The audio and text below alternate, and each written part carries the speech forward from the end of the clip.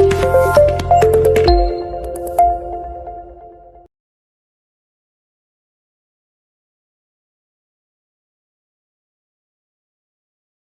so I say, my endurance has perished, so has my hope from the Lord.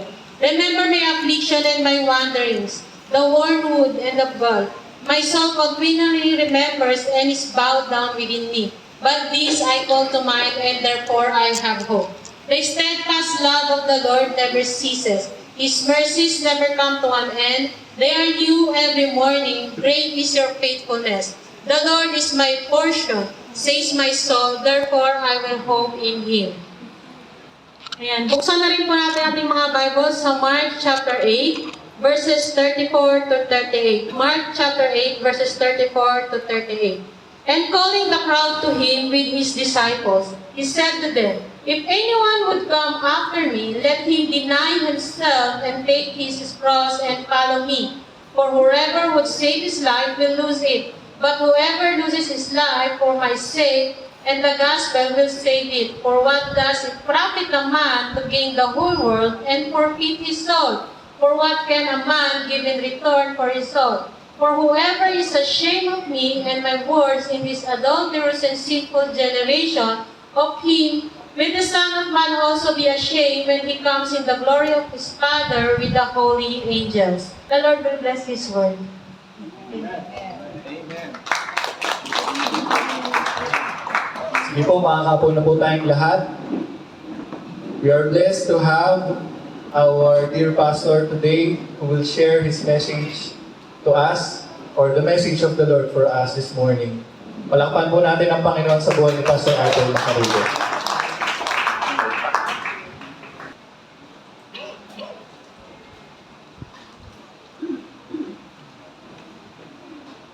Praise the Lord. Good morning. Good morning. Kayo po ba iabot ng ating tinig dyan sa mga nasa kapihan? Amen. Okay, kayo po dyan na nasa likuran, kayo po ba iabot ng ating boses? Amen. Gusto ko po sana hindi ako lalakas ng boses ngayong umaga.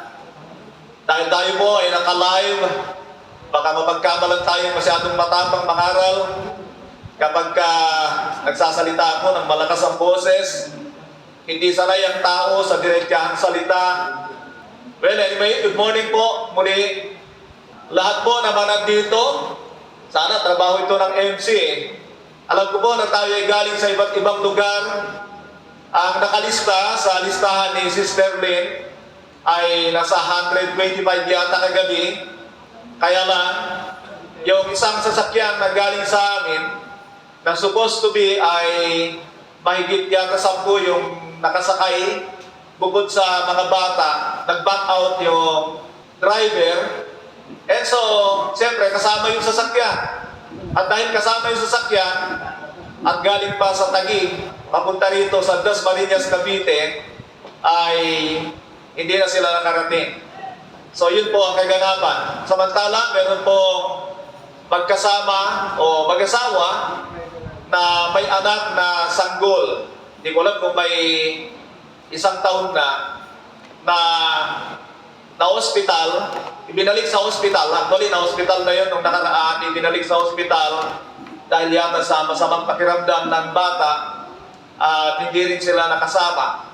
Inaasahan ko po na mas marami pang mga hindi makakasama dahil sa kalalagayan ng panahon, pero lahat ng mga talaga itinalaga ang kanilang mga puso sa gawain ng Diyos, naniniwala ko na sila'y nandirito ngayong umaga.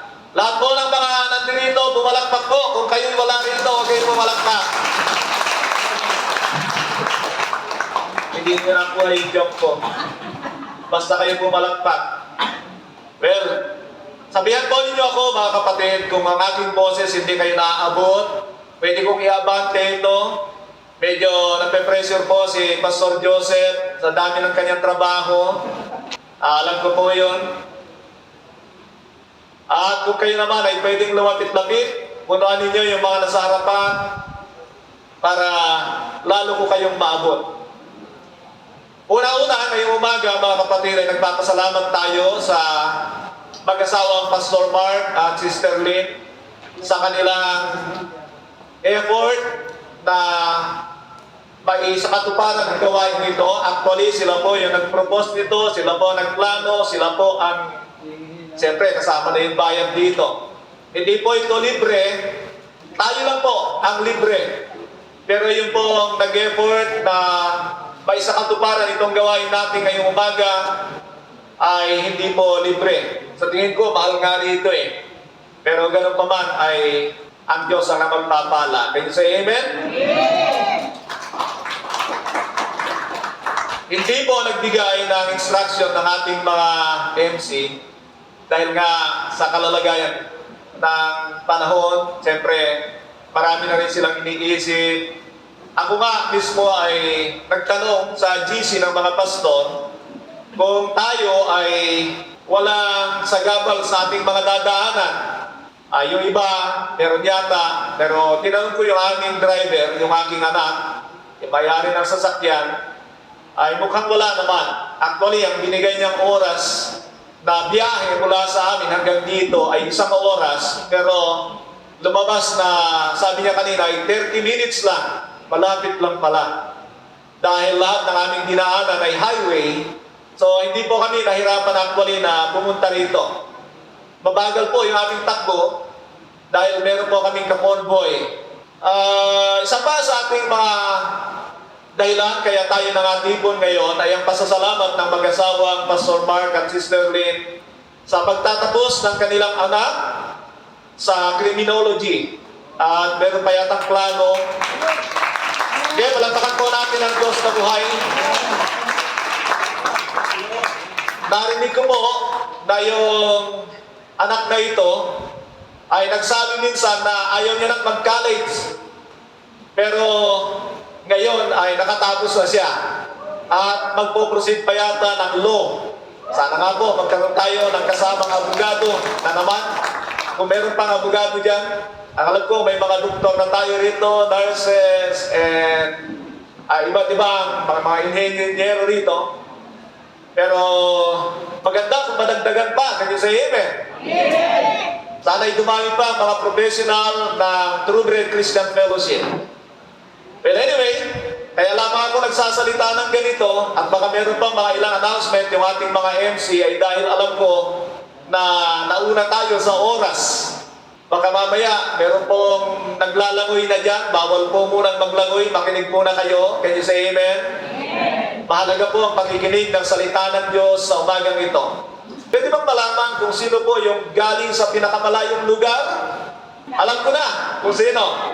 Siya po ay nagbiyahe nung Friday ng gabi at nakarating kahapon ng umaga. I think, hindi po bababa ang biyahe doon ng 11 hours. Tama ba ako? Yan po yung leader sa True-Bred Christian Fellowship sa Cagayan. Pwede bang tumayo yung ating galing sa malayong lugar? Yan. Siya po, si Sister A.V. Yan po ay nurse. At nangako na darating, siya ay kailangan mag-leave.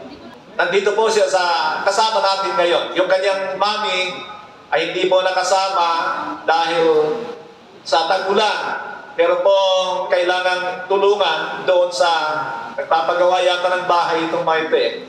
Anyway, kasama rin po yung kanyang kapatid. Pero sila po at ang kanyang asawa, ang kanyang bayaw. Pero sila po actually ay nandito na sa Makati.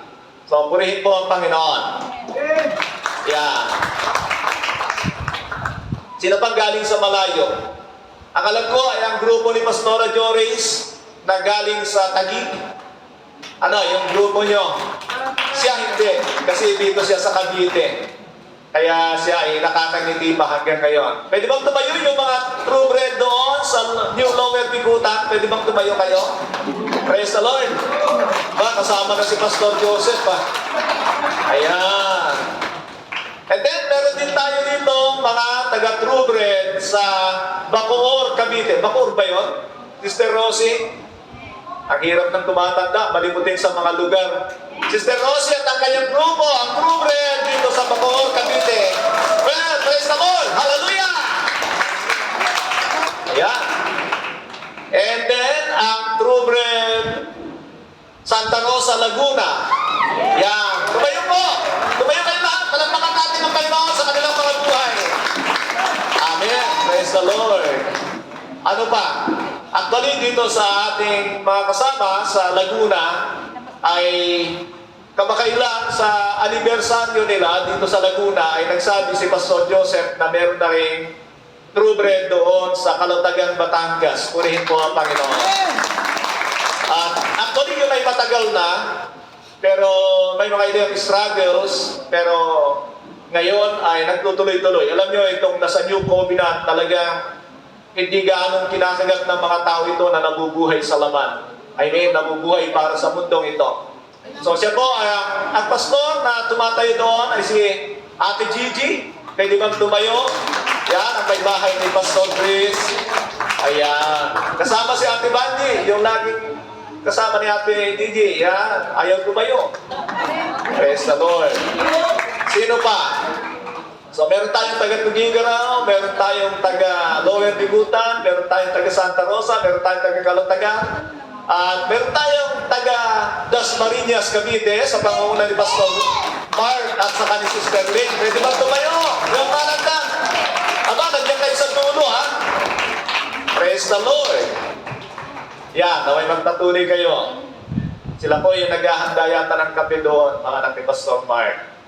Nagpapasalamat din po ako ngayong umaga dahil kahit paano nakasama ko po yung mga binata ko. Yan.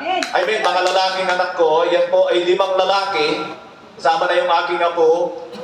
Yan. At ngayon ko lang nakasama sa outdoor fellowship. Sila po yung mga dati naming manunugtog. Pwede bang tumayo yung aking mga binata para makita na kamukha kayo ni Daddy? Yan. Ba, nahiya lahat. O sige, hindi ka na kayo kamukha. Praise the Lord. Lahat ng kamukha ni Daddy tumayo.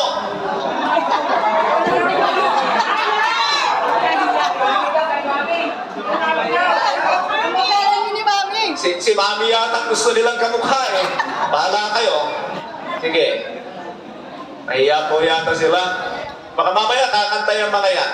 Anyway, meron tayong mga surprises mga kapatid at meron tayong mga ilang ipamimigay. Wala pong bayad yung mga yan. Ang kape, libre. Ang mga ipamimigay na nandito. Meron din po mga ilang libro na ipamimigay. Lahat po yan ay libre.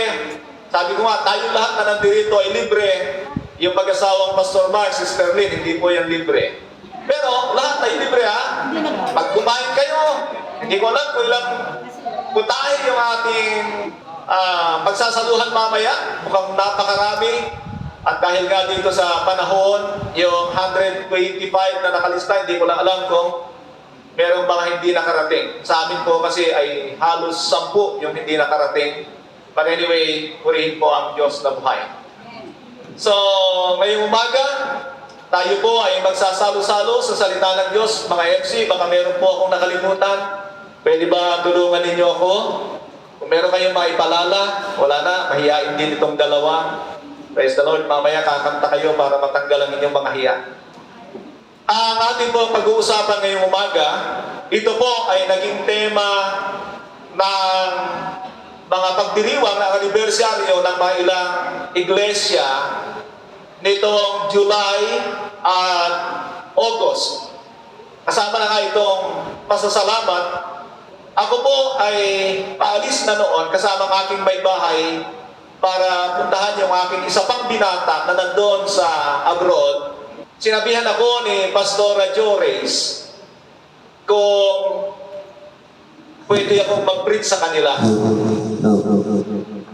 But anyway, bago po yung nauna yung kina Pastor Joseph sa Laguna, sana ay pag-isahin namin yung anibersaryo ng Tanyag sa Kalaguna. Kaya lang, dahil nga sa medyo nahirapan at magtatagulan yata, hindi ko lang sa mga coordinator natin, itong dalawang MC natin ngayon, at saka ako po, ay palis nga. Nagbigay ako ng tema. At yun na nga yung hiniling ni Pastor Joris kung ano ang tema. At yun na rin ang inadapt niya. Ito ay tungkol sa obedience. Sabihin nga natin mga kapatid, obedience. Obedience. Yan po yung ating tema. Ito po yung nandito. A life of gratitude and surrender to God through obedience to Christ. Pwede ba basahin natin ang sabay-sabay? A life of gratitude and obedience, and surrender to God through obedience to Christ. Minsan pa, A life of gratitude and surrender to God through obedience to Christ. so yan po yung ating tema, at yan na rin ang tema natin ngayon. Nung nag-preach po si Pastor Joseph, tinawag niya yung tatlong verb dito, yung gratitude, surrender, and obedience, na mahalagang tatlong salita. 3 important words o kaya ay verb, meaning action words sila. At yan po sila, gratitude, surrender, and obedience. Nung magbigay naman ako ng mensahe doon sa New Lower Bikutan, ay nakita ko na ito ay parang lubid na may tatlong hibla, strands, at kailangan sila ay magkakasama para patunayan at patibayin na ito ay hindi pwedeng paghiwa-hiwalayin. Ang mga salitang ito ay napakahalaga sa buhay ng mga Kristiyano na kailangan ay magsasama-sama, at yun nga po yung aking nakita sa bagay na ito. Nais ko pong sabihin sa inyo, sa Tagalog ang bagay na ito ay isang buhay na mapagpasalamat at mapagpasakop sa Diyos sa pamamagitan ng pagsunod kay Kristo.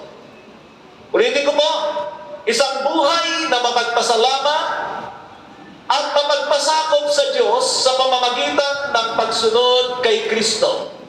Tatlo po yung ating teksto na binasa ni Pastora Joris, at yan po ay may kanya-kanyang talata para sa 3 action words na yan o verbs na yan: gratitude, surrender, and obedience to the Lord Jesus Christ. Sa tingin mo ba, bilang isang Kristiyano, ay nagtataglay ka ng ganitong mga kwalidad sa iyong buhay? Do you possess these qualities in your life or action words in your life? Gratitude, surrender, and obedience. Mga kapatid, pag wala ka nito, ako po ay magdududa na ikaw ay na-born again. Sabihin mo sa katabi mo, pag wala ka nun, kaduda-duda ka.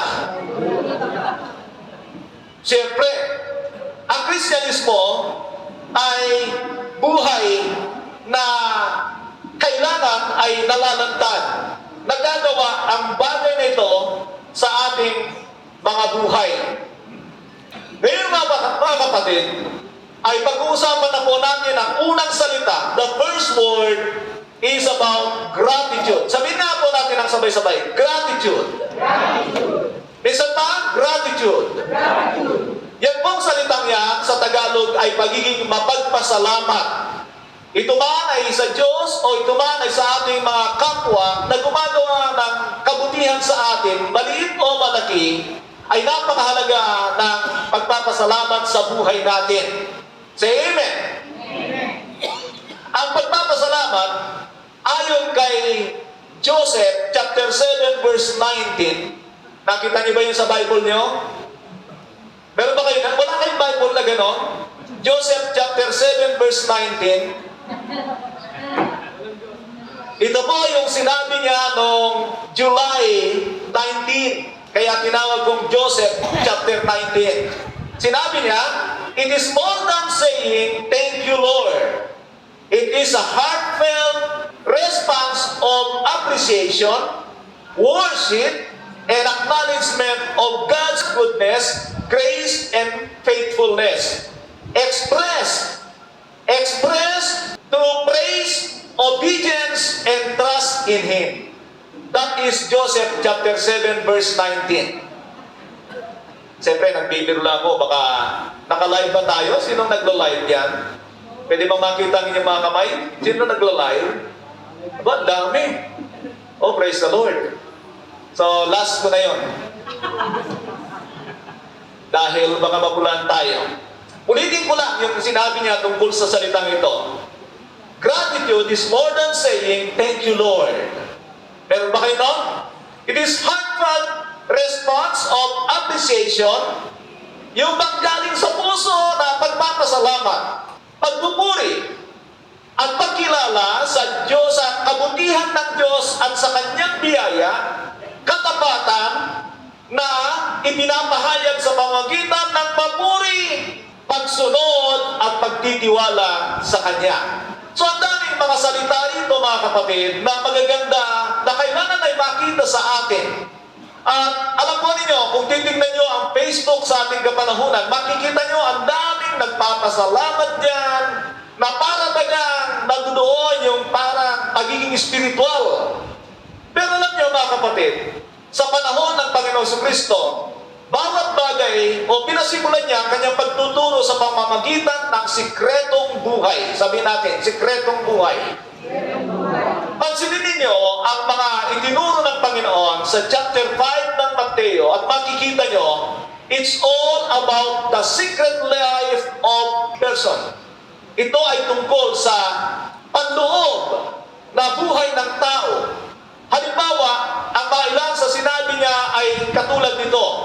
At kapag kayo'y manalangin, pumasok kayo sa inyong silid at manalangin ng palihim sa inyong amang hindi nakikita, upang ang amang nakakakita ng kabutihan inyong ginagawa ay gantimpalaan niya kayo.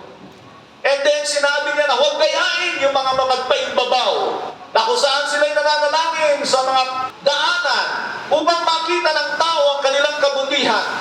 Sabi ng Panginoon, tinanggap na nila ang kanilang gantimpala. Makita natin dyan na ang Panginoon ay nagtuturo tungkol sa panloob na buhay ng tao.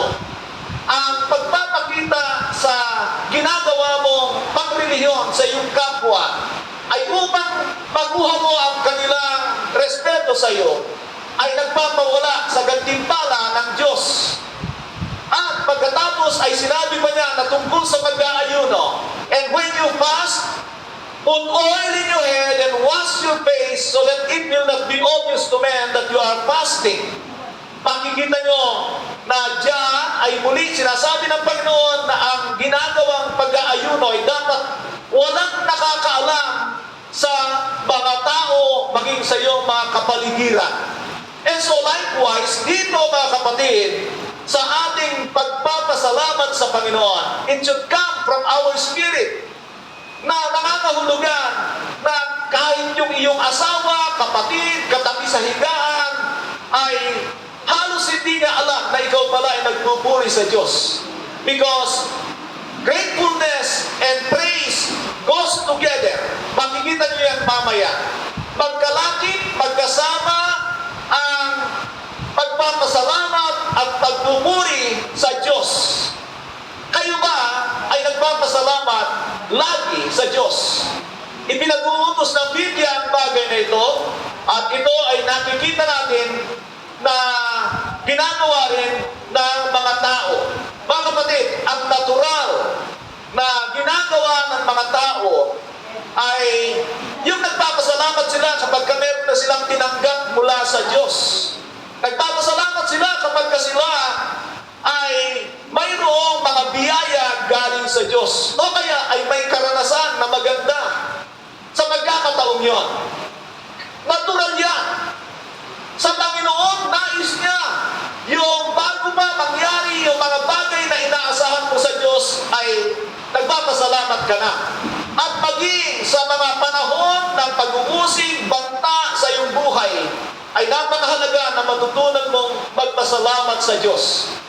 Maalala niyo yung sinabi ng Panginoon sa Mateo 5:10 hanggang 12. Sinabi niya doon na blessed are you when people insult you or persecute you and tell all kinds of evil lies against you. Ano yung kasunod? Rejoice and be glad. Sabihin natin, rejoice and be glad. Ang hina ng boses yun. Lakas natin, rejoice and be glad. Now, tingnan niyo mga kapatid, na yung kaganapan diyan ay persecution.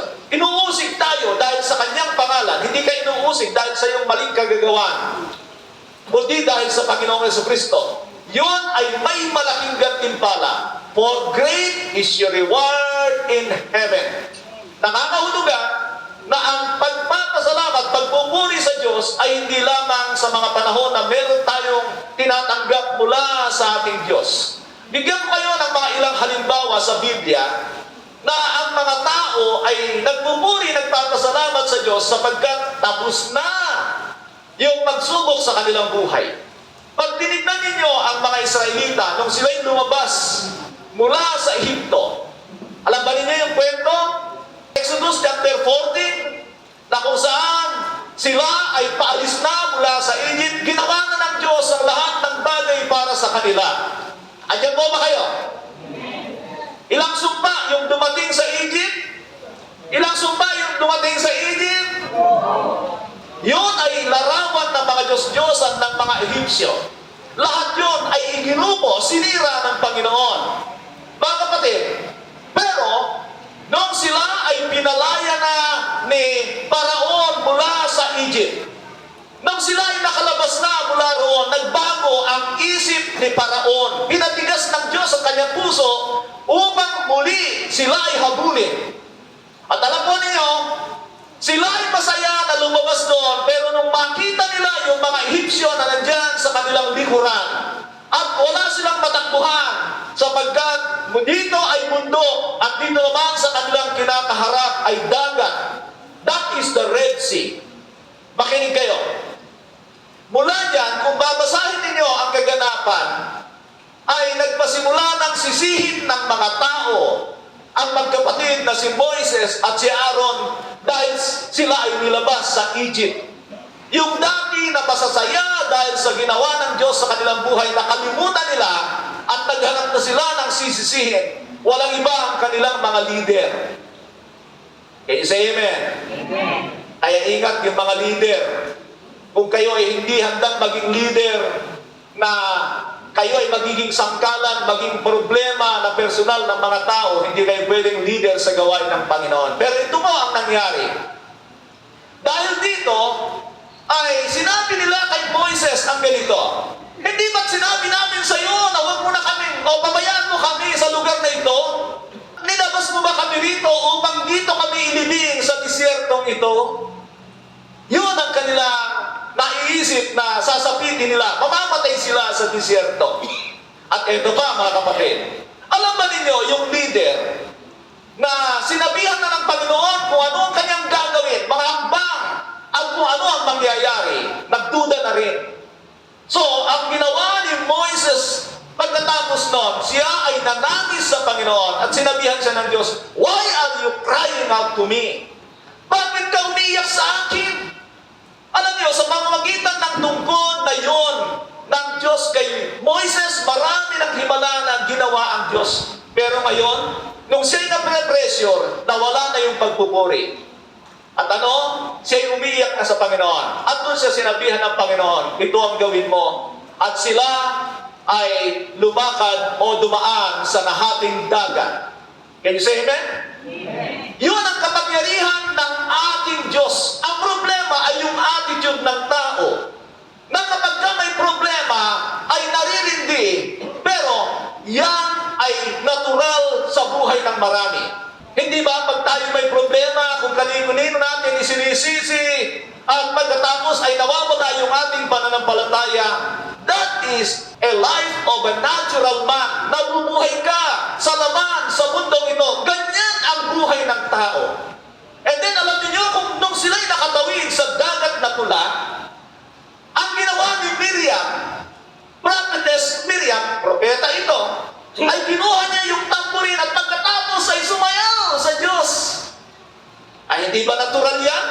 Kapag tayo ay naligtas na sa ating mga problema, saka tayo magpupuri sa Diyos. Pero yan ay hindi nararapat sa Diyos. Sapagkat ang pagtitiwala ay dapat ipakita natin sa Diyos bago pa mangyari ang kasagutan ng Panginoon. Naitanong ko ito sa mensahe namin last Sunday. Naniniwala ba kayo na walang masamang intensyon ng Diyos sa buhay ninyo? Ulitin ko lang ang tanong. Naniniwala ba kayo na walang masamang balak ang Diyos sa buhay niyo? Di ba yan ang sabi ng Jeremiah 29:11? For I know the plans that I have for you, a plan to prosper you and not to harm you, a plan to give you hope and future. Kaya lang, hindi para sa atin yan at ayaw ko niyan. Alam niyo ba kung bakit ayaw ko noon? Sino gusto noon? Jeremiah 29:11, pakita sa kamay. Ay, mga taga-True Bread kayo, ayaw nyo talaga ng Jeremiah 29:11, yung paborito ng mga Kristiyanong lilo. Alam niyo kung bakit ko sinabi yun? Aba, hindi man lamang nila tinitignan na bago mangyari yung bagay na yon, ay ipapadala muna sila ng Panginoon ng 70 years. Ubus na lahat ng rebelde. Lalabas mula sa lugar na yon ang bagong lahi. Nagkaroon ng aral sa buhay. At sila ay babalik doon. Pagkatapos ibabalik ng Panginoon ang mga taong ito kung sila ay tatawag. Yan ang sinasabi ng 13, 14, na kapag tumawag sila sa Panginoon ay saka lamang niya pakikinggan ang kanilang mga tinig. Kailangan magseryoso sila, nakakuha sila ng aral mula sa Diyos bago gawin ng Panginoon yung Jeremiah 29:11. Alam niyo, para sa mga taga-True Bread, ano? Romans 8:28-29. Ano yun nasa Romans? Tingnan niyo mga kapatid. Ang nasa Romans ay ganito. Samahan po ninyo ako kung meron kayong mga Biblia. Ito ang kwalidad ng mga taga-True Bread. Ang kanilang mensahe ang pinakamahaba. Can you say amen? Amen. Malala ko na nag-preach si Pastor Joseph sa Tugigaraw. Sabi daw ng mga tao, ilang oras ang preaching mo, Pastor Joseph? 1 hour and 30 minutes. Sabi daw sa kanya, disciple ka nga ni Pastor Arthur. Sabi ko, meron na ba akong teaching? Alam ko, mahaba akong magturo. Romans chapter 8:28, ganito ang sabi. And we know that in all things, God works for the good of those who love Him, who have been called according to His purpose. Tinawag tayo ng Diyos na may layunin. Can you say amen? Sabi niya sa 29, for those God foreknew, He also predestined to be conformed. Sabi natin, conformed. Conformed into the image of His Son. Ang layunin ng Diyos sa atin ngayon ay humugin tayo sa wangis ng Kanyang bugtong na anak. Yung sinasabi ng Jeremiah 29:11 ay para sa mga pakinabang na temporaryo. Amen. Yung sinasabi nito na layunin ng Diyos sa aklat ng Romans ay mga pakinabang sa walang hanggan. Tanungin ko kayo, ano ang gusto nyo? Temporaryong pakinabang o pakinabang na walang hanggan? Hati Ano ang gusto nyo sa buhay nyo? Pakinabang ngayon o sa walang hanggan? Totoo na may mga pangangailangan tayo dito. Pero malinaw ang sabi ng Biblia, lahat ay ibinigay na ng Diyos sa atin. Can you say amen? Amen. Yun nga lang, hindi para sa ating mga luho, kundi para sa Kanyang karangalan. At dito makikita nyo, na para mangyari ang layunin ng Diyos sa buhay natin, kailangan natin siyang mahalin. For those who love Him. Tanungin mo ang iyong katabi, mahal mo ba ang Panginoon? Parang di kayo makapagtanong Sabi ng Panginoon, if you love me, obey my commandments. Wala pa tayo roon. Mamaya natin babalikan yon. Pero makikita nyo, ibang layunin ng Diyos para sa atin. We are talking about gratefulness. Alam nyo, pagpapasalamat pala, talagang napakahalaga nito sa ating buhay. At makikita naman natin na hindi yung para sa pangalan natin, kundi para sa karangalan ng Diyos. Well, anyway, sa Biblia, meron tayong mga ilang pagpapasalamat na magandang gayahin na nakakatuwa sa Diyos. Sino rito nakakakilala kay Job? Mga kapatid, tingnan niyo ito. Si Job, siya yung tao na nakakalugod sa Diyos. Ipinagyayabang siya ng Diyos kay Satanas. Pag tinignan ninyo at binasa nyo ang Job chapter 1 and chapter 2, May isang tao doon na matuwid. Ayoko na ikwento sa inyo kung kailan ito nagpasimula. Baka hanggang bukas pa tayo, hindi tayo makakain, hindi tayo matapos dito sa mensahe nito. But anyway, si Job, siya yung naipagmamalaki ng Diyos kay Satanas. Sabihin mo sa katabi mo, Bakit? Nung dumalo si Satanas sa meeting ni God, alam ng Diyos eto na naman si Grumbler. Now, ganito, nung makita ni Lord, alam ka agad ni Lord, ito yung gumawa ng kabalbalan dito. Nung pinagkatiwalaan ni Lord sa langit, gumawa ng kabalbalan, so alam niya na. Nung dumating si Satanas, kinukuha na muna atensyon ng lahat, pati si Lord, nakuha niya, pero huli siya. Sabi ni Lord, have you considered my servant Job? Alam niyo ang sagot ni Satanas? Kaya alam naman ganun si Job, kasi pinoprotect siya naman, kasi ganito ang ginagawa mo para sa kanya. Yun ang ugali niya. Grumbler. Okay. Para patunayan ko sa iyo, subukan mo si Job. Kilala ko si Job, subukan mo. Gano'n na. Eto na. Makita nyo, ang kwento dyan, ang daming sinira ni Satanas sa buhay ni Job. Because that is the purpose of the devil. Andiyan ba kayo? Amen. Ano sabi ng John 10:10? The thief comes but to steal, to kill, and destroy. Yan ang diablo. Yan si Satanas. Kahit ngayon, ganyan siya tumarabaho. Kaya ingat kayo na kung ikaw ay nakatali sa mga bagay sa mundo ito, darating ka sa punto na baka pahintulutan ng Diyos na subukan ka at mawala yung mga kasangkapan mo. Baka kung hindi ka katulad ni Job, wala na. Bagsak ka na. Pero kilala ng Diyos si Job. At si Satanas ay sinubukan nga niya na alisin ang lahat ng nakay Job. Sinira niya ang mga kaloob ng Diyos sa kanyang mga pagpapala sa lumang tipan, ang kanyang mga ari-arian, mga amelyo, mga tupa, mga alipin, hanggang sa kanyang mga anak. Pinahintulutan ng Diyos kasi kilala niya si Job. At minsan, si Job ay sinubukan muli at nagkaroon ng mga sugat, hindi ko lang kung ketong, sa kanyang buong katawan, mula ulo hanggang talampakan. Ito na ang pinakamatindi. Nung nakita siya ng kanyang asawa, sabi ng kanyang asawa, pananatihilihin mo ba ang iyong integridad? Sumpahin mo na ang Diyos para mamatay ka na! Yan ang sabi ng asawa ni Job sa kanya. Anong sagot ni Job? Tatanggapin ko lang ba ang ginagawa ng Diyos kapag ka ako ay nasa magandang kalagayan? Hindi ba sa lahat ng bagay, kaganapan, dapat siyang purihin? Ano ba sabi ni Job? Naked I came from my mother's womb, and naked I will come out from this world. Blessed is He the name of the Lord. Praise His holy name. Pero ito wala na lahat. Magpupuri pa rin siya sa Diyos. Sa palagay niyo, sino pumalakpak sa ganong ugali ni Job? It is the Lord. Sabi niya kay Satanas, nakita. Kita mo na. Amen. Amen. Minsan, baka tayo, pag nawalan lang ng konti, wala na.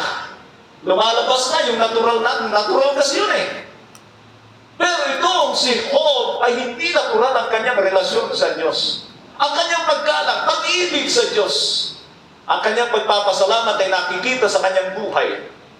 Sapagkat, ibang klaseng tao, si Job. Amen. Sino pa? Isa pa ay si Daniel. Si Daniel ay binabantaan. Maraming nagseselos sa kanya. At dahil dito, pinagtatangkaan ang kanyang buhay, nalaman niya ito. Anong gagawin mo kapag ka nakakakita ka ng banta? Yung ipinagbabawal sa kanya na gawin, na hindi dapat siya manalangin, baka sagutin pa siya ng Panginoon. Yun ang kanyang ginagawa. Kaya sabi niya dito, mga kapatid, 3 times a day, he got down on his knees and prayed. Giving thanks. Sabihin natin, giving thanks. Giving thanks. To his God. Just as he had done before. Hindi lang yan minsan. Lagi niyang ginagawa. continued giving thanks to God 3 times a day. Even when doing so, he could cost him his life. Kahit kamatayan pa niya. Ano kaya sa atin? Alam niyo, ang daming ganito mga lingkod ng Diyos sa Biblia. Bakit ko sila ibinibigay sa inyo? Para makita niyo, ito yung kalugod-lugod na pagpapasalamat sa Panginoon. Sapagkat ang mundong ito, natural lang na magpasalamat kapag may mga tinatanggap mula sa Diyos.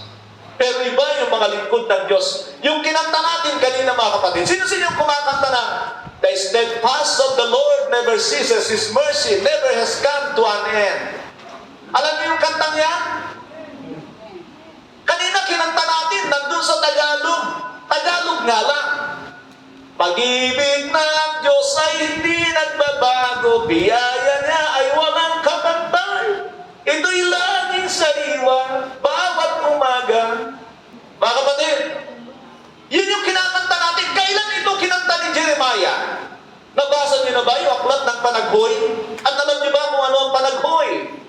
Ang panaghoy ay isinulat ni Jeremias na karanasan niya sa panahon ng matinding dinanas ng Israel. Kasama siya, siyempre, hindi siya ligtas. Kaya pag binasa niyo ang chapter 3 ng Lamentations, nandyan lahat. Pero ang kinuha ko na ay yung 17 ng chapter 3 hanggang 24. Sabi nga, I have been deprived of peace. Ito ba yung tao na walang kapayapaan? Mukhang mapayapa naman. I have been a person deprived of peace. I have forgotten what prosperity is. Nakalimutan na daw niya kung ano ang meron. Ano ba? So I say, my splendor is God, and all that I have hoped from the Lord. I remember my affliction and my wandering, the bitterness and the gall. I well remember them, and my soul is downcast within me. Yet this I call to mind, and therefore I have hope. Sabihin natin, this I call to mind. Sabay-sabay. This I call to mind. This I call to mind. Ano ibig sabihin niya? Nag-isip-isip siya. Sabihin mo sa katabi mo, mag-isip-isip ka. Therefore, I have hope. Tinimbang ni Jeremias ang kaganapan sa buhay niya. At nung napagtanto niya, sabi niya, nako, hindi pala ako pababayaan ni Lord. Anong ginawa niya? Because of the Lord's great love, we are not consumed, for His compassion never fail. For His compassion never fail. And then sabi niya, they are new every morning. New every morning. Great is your faithfulness, O God. Great is thy faithfulness. Palapakan natin ang Diyos na buhay. Kita niyo, pati palakpak niyo, mahina. Padadalhan ko kayo ng pansin dyan pag mahina kayo pumalakpak sa Panginoon. Tayo, makanta-kanta lang ng ganun eh. Pero totoo ba na meron tayong karanasang matindi na napagtatagumpayan natin? But anyway, mga kapatid, these are gratefulness na grabe. And then, si Habakuk, nakita niyo yung buhay niya? Sabi niya, grabe rin ang karanasan ni Habakuk. Ito ang bahagi ng kanyang sinabi, though the fig tree does not bud. Ano ibig sabihin niya? Yung igos, wala nang bulaklak. Hindi na namumulaklak, tagtuyot. Ano yung tagtuyot sa atin? Tawag doon? El Niño. Amen. Sino rito ang nasa El Niño ang buhay? Sabi mo, El Niño ba ang buhay mo ngayon? Tagtuyot. Amen, mga kapatid. Sabi niya, and there are no grapes in the vine. Wala na daw bunga yung mga ubas. Though the olive crop fails and the field produce no food. Abay, wala na lahat ito. Talagang tagtuyot. Talagang El Niño. Though there are no sheep in the pen. Ubus na yata sa kakakatay. And no cattle in the stalls. Yet I will rejoice in the Lord. I will be joyful in God my Savior. Yan ang response ng tao Kristiyanon na mukhang wala na. Mga kapatid, this is not natural. It's supernatural faith in God. And then sabi pa niya, the sovereign Lord is my strength. He made my feet like of the deer. He enables me to tread on the heights. Alam niyo, nakikita ko yan, nagtatatalon sa saya, si Habakuk. Sino ito? Ang normal na Kristiyano. Ang normal na Kristiyano, pag may problema, Lord. Yun ang normal. Yung abnormal na Kristiyano, mahalaga yun minsan eh. Yung abnormal na Kristiyano, di ba sinabi ng Apostol Pablo, we are fools in Christ. We are fools in Christ. Minsan magpakabaliw naman kayo sa Panginoon. Alam niyo yung normal na Kristiyano, pag nasa loob ng church, Hallelujah! Praise the Lord! Pag nasa labas ng church, Hallelujah! Amen, Lord. Normal na Kristiyano yan, hindi makasigaw sa labas. Hello? Hello? Amen. Sino rito lumalabas pa para mangaral? Mga normal na kayo. What is the use of becoming a true bread, mga kapatid? Kailangan mag-isip-isip ka. Alam nyo, ang problema natin mga Kristiyano, yung ating ego, pride. Kaya hindi tayo nagiging abnormal kay Lord. Natatakot tayo sa sasabihin ng tao, natatakot tayo mapuna tayo ng iba, Kristiyano, natatakot tayo maging iba. But these are people who are very much different in their times. Kakaiba sila sa kanilang kapanahunan. Ano mangyayari sa buhay mo pag ikaw ay normal na Kristiyano? Magiging lukewarm ka, magiging malamig ka, mamamatay ka spiritually. That will be your life. Because you are not standing up for the Lord. Nasa panahon tayo na inuunti-unti tayo ng dyablo na gumaya sa sanlibutan. Ang sanlibutan ito, ang daming pinagkakabalan. Huwag lang si Lord. Hindi ba napapansin? Tinatangay tayo ng sanlibutan ito na supposed to be ay napagtagumpayan na natin noon pa man. 1 John 5:4, when God gave our rebirth, nung tayo ipinanganak na muli, kinuha ni Lord yung kanyang bahagi na pagtagumpayan na natin ang sanlibutan. He has given us His Spirit. We have overcome the world. Pero mga kapatid, yung paanyaya ng ating laman, patuloy yun. Na kung tayo ay sumasang-ayon sa kagustuhan ng ating laman, isang araw, nandun na ulit tayo. Lalo na yung mga hindi nag-aaral na Kristiyano, walang nag-i-inspire sa inyong espiritu. Hello? Hello? Kayong mga hindi nagsisipag-aaral. Mga kapatid, I don't mean kailangan nyo mag-Bible school. Meron kayong mga leader. Na maraming mga leader, hindi na rin nagtuturo kasi mga Kristiyanong iba, sa umpisa lang mainit, sa umpisa lang naghahanap, pagkatapos nun, absent na yan, pagkatapos mawawala na. Pag ganyan mga estudyante ko, pag ganyan ang mga tinuturuan ko, makakatikim ng salita sa akin. Kasangkapan ka ng dyablo pag gano'n. Eto, mainit ka ngayon. Ang dami mong sinasabi, pagkatapos bandang huli, wala ka. Nadidepress ang mga iba dahil sa iyo pag gano'n. Alisin natin ang mga ganitong pag-uugali. Apostle Paul is one of the word man of God. Na ano? Na siya yung nagsabi, give thanks in all circumstances. Alam niyo ba kung kailan sinabi yan ni Pablo? Sa Thessalonica, ang daming problema ng Kristyanismo. Ang daming pagsubok. Ito sabi ni Pablo, but even if I am being poured out like a drink offering. Alam niyo kung ano ibig sabihin? Ay, mga kapatid, malapit na akong pugutan ng ulo. Marahil naka-schedule na siya dyan. Sinabi niya yan sa 2 Timothy 4:6 and 7. Even if I am being poured out like a drink offering, na ang ibig niya sabihin, malapit na akong pugutan ng ulo. Yan.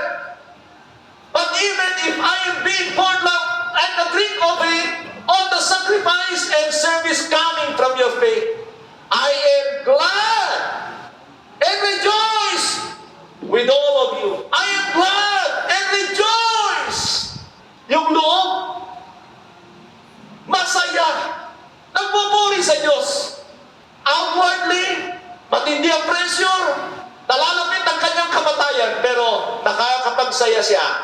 Dahil meron siyang pag-asa na hindi sa mundong ito. Amen. Kalabitin mo ang iyong katabi. Meron ka bang pag-asa na hindi sa mundong ito? Sige, sige, sige. Kalabitin mo, meron ka bang pag-asa na hindi sa mundong ito? Kabayan mo, congratulations. Hindi pa tayo nangangalhati, unang salita pa lang ito. Hello? Meron bang mag-praise the Lord yan? Hindi pa tayo nangangalhati! Oh Lord, oh my Lord. Hindi pa tayo nangangalhati!